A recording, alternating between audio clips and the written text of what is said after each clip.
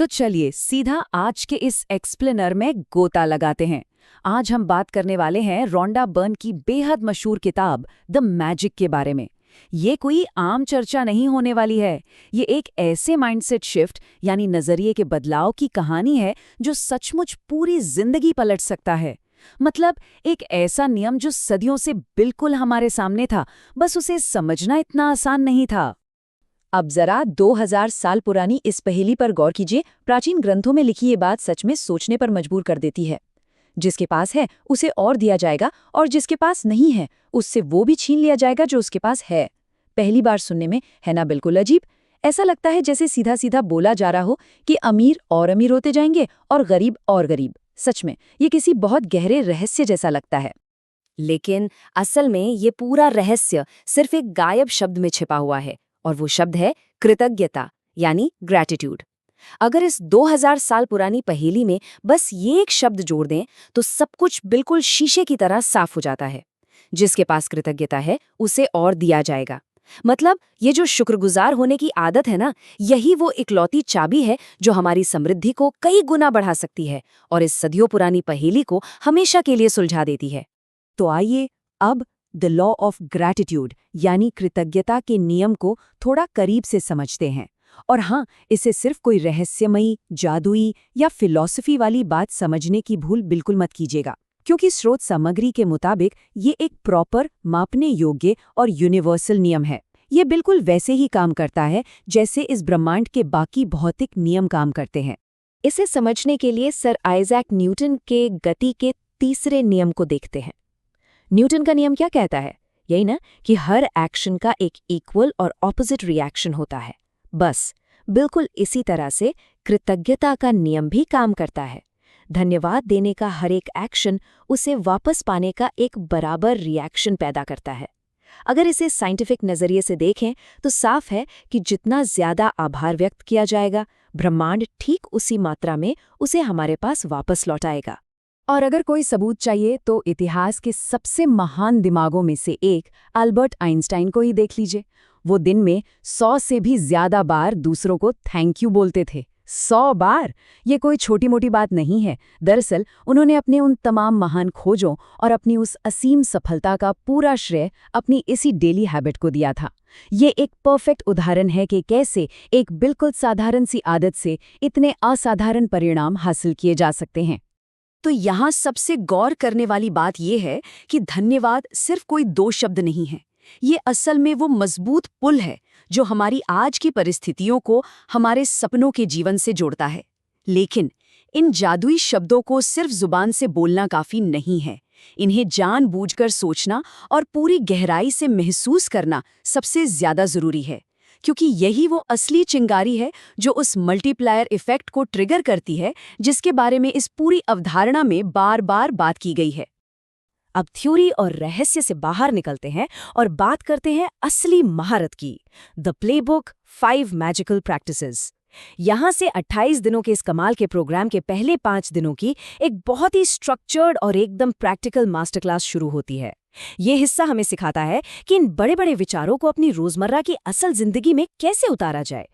28 दिनों के इस सफर को अगर देखें तो पहले दिन से लेके 5वें दिन तक हर एक दिन जीवन के एक अलग पिलर पर फोकस करता है। जैसे दिन 1 नेमतों यानी ब्लेसिंग्स पर है, दिन 2 एक जादुई पत्थर पर, दिन 3 हमारे रिश्तों पर, दिन 4 हमारी सेहत पर और दिन 5 हमारे पैसों पर। इन डेली एक्शंस के जरिए इस नियम को लाइफ के हर एक पहलू में बहुत ही खूबसूरती से अप्लाई किया जाता है। तो पहले दिन का अभ्यास है अपनी नेमतों को गिनना। इसमें करना क्या है? बस अपनी 10 वर्तमान नेमतों की एक लिस्ट बनानी है, फिर हर एक के सामने उसका कारण लिखना है और आखिर में उस लिस्ट को पढ़कर हर एक बात के लिए 3 बार दिल से धन्यवाद कहना है। अपनी लाइफ की पॉजिटिव चीज़ों को लिखकर दर्ज करना, चाहे वो कितनी भी छोटी क्यों न हो, यहीं से इस जादुई ग्रोथ की शुरुआत हो जाती है। और फिर यह अभ्यास अगले दिन थोड़ा और गहरा हो जाता है। दूसरे दिन बारी आती है मैजिक स्टोन या जादुई पत्थर की। इसमें एक छोटा सा चिकना पत्थर लेकर उसे अपने बिस्तर के पास रखना है। रोज रात को सोने से पहले इसे अपने हाथ में पकड़ना है, पूरे दिन की सबसे अच्छी घटना को याद करना है और बस धन्यवाद कहना है। देखा जाए तो ये एक बहुत ही सिंपल सा फिजिकल एंकर है जो ये पक्का करता है कि रात की नींद एकदम पॉजिटिव फीलिंग के साथ आए और अगली सुबह की शुरुआत भी उसी बेहतरीन एनर्जी के साथ हो। अब आते हैं तीसरे दिन पर, जिसका पूरा फोकस हमारे रिश्तों पर है। यहाँ एक बहुत ही पावरफुल रूल काम करता है। किसी इंसान के बारे में की गई हर एक शिकायत के बदले रिश्ते को बचाने और बढ़ाने के लिए तारीफ की भावना होनी चाहिए। स्रोत में दी गई रिसर्च बिल्कुल साफ बताती है कि कृतज्ञता की यही भावना हमारी चिड़चिड़ाहट को करुणा में बदल देती है। और सबसे बड़ी बात, ये शिकायत करने की आदत से रिश्तों को होने वाले नुकसान को उसी वक्त रोक देती है।